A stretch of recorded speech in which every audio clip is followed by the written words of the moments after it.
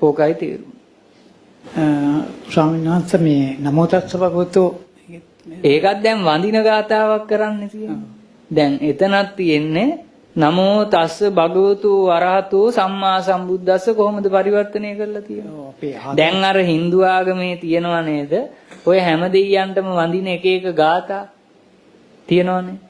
අර ඕම් නමෝ භගවතේ වාසුදේවාය කියලා තියෙනවනේ. දැන් ඕවට කරට කර යන්න මේක පරිවර්තනය කළා. ඒ භාග්‍යවත් වූ වරහත් වූ සම්මා සම්බුදු රජාණන් වහන්සේට මාගේ නමස්කාරය වේවා. සම්පූර්ණයෙන්ම වැරදි. බුදුහාමුදුරුවන්ට වඳින ගාතාවක් ත්‍රිපිටකයේම ආටානාටිය සූත්‍රයේ තියෙනවා. ඒ ගාතාව නෙමේ මේ නමෝ තස්ස ගාතාව. බුදුහාමුදුරුවන්ට වැඳපු ගාතාව මොකද්ද? ජිනං වන්දත ගෝතමං ජිනං වන්දාම ගෝතමං විජ්ජාචරණ සම්පන්නං බුද්ධං වන්දාම ගෝතමං. අන්න බුදුන් වැඳපු ගාතාව. එතකොට නමෝ තස්ස භගවතු අරහතෝ කියලා ගාතාවකින් බුදුන් වැඳීම නෙමෙයි කළේ. බුදුන් වැඳපු ගාතාව බුදුහාමුදුරන්ට ගෝතම බුදුහාමුදුරන්ට වැඳපු ගාතාව අර ජිනං වන්දත ගෝතමං ජිනං වන්දාම ගෝතමං විජ්ජාචරණ සම්පන්නං බුද්ධං වන්දාම ගෝතමං. ඒකේ තියෙනවා වන්දාම ගෝතමං. නමුත් නමෝ තස්ස භගවතු වරහතෝ සම්මා සම්බුද්දස්ස ඒක නෙමෙයි. මොකද්ද මේ නමෝ කියන්නේ? මෝහයෙන් මිදී නිදහස් වීම. එහෙමත් නැත්නම් තව දුරටත් උපදින්නට හේතු වෙන මව් කුසෙන් මිදී නිදහස් වීම. නමෝ නයි ජාතු ගබ්බසෙයං පුනරේති කියන එකයි නමෝ. ඒ සඳහා නමෝ වෙන්නේ නැහැ ඉබේ. ඒක යමක ප්‍රතිඵලයක්. නමෝ තස්ස. තස්ස කියන්නේ හේතුඵල සම්බන්ධය ඇති කරන වචනේ.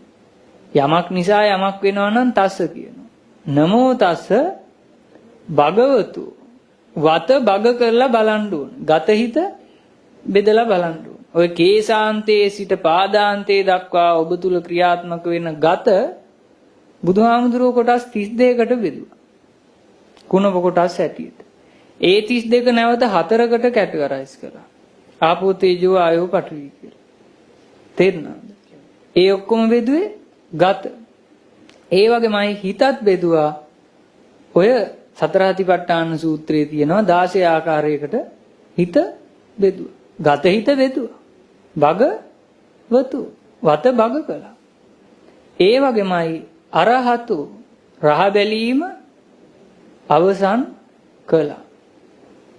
ස්පර්ශ ආයතනයෙන් ආස්වාදනය කිරීම අත්හැරියා. අරහතු සම්මා මොකද්ද සම්මා කියන්නේ? රාගයෙන්, ද්වේෂයෙන්, මෝහයෙන් අලුතෙන් අනුසය හැටියට යමක් එකතු කිරීමෙන් මිදී නිදහස් වුණා විතරක් නෙමේ සම්බුද්දස්ස මුල් බැහැගෙන තියෙන රාග මුල, ද්වේෂ මුල, මෝහ මුල මුලින්ම උදුරා අස් කළා. අන්න නිවන. එතකොට ඔය නමෝ තස්ස භගවතු අරහතු සම්මා සම්බුද්දස්ස නමෝ තස්ස භගවතු අරහතු සම්මා සම්බුද්දස්ස නමෝ තස්ස භගවතු අරහතු සම්මා සම්බුද්දස්ස කියලා තුන් පාරක් බුදුහාමුදුරුවන්ට අර සක්කස්ස දේවානමින්ද කියන රජුරෝ ඉදිරිපත් කළා. බුදුහාමුදුරුවෝ මතු කරපු ගැඹුරු ධර්මය සංක්ෂිප්තව සාරාංශයක් ඇටියට ඔන්න ඔය ප්‍රකාශයෙන් ප්‍රකාශ කළා.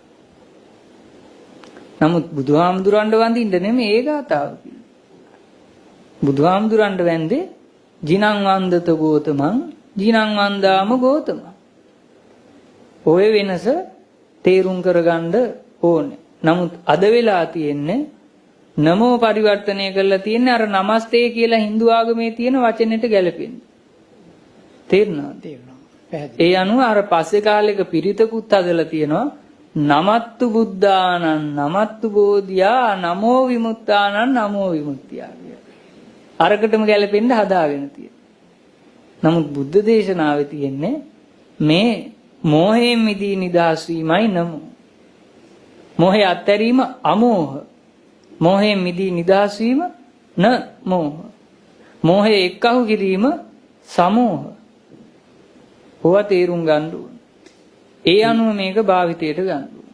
එහෙනම් සුවපත් වේවා ඔබ වහන්සේට නිරෝගී සුව වේවා ප්‍රඥාව තවත් හොඳයි එහෙනම් දැන් වෙලාව අවසానයි. අර